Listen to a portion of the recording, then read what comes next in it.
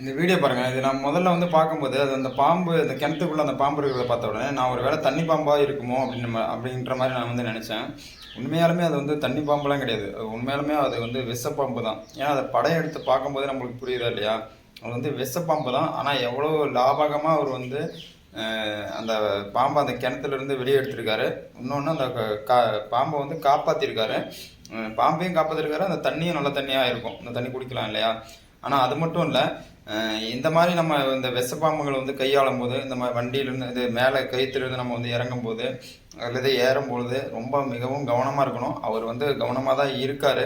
அவர் வந்து ஒரு பாம்பு பிடி வீரர் மாரி தான் தோணுது எனக்கு என்னமோ பார்த்தா.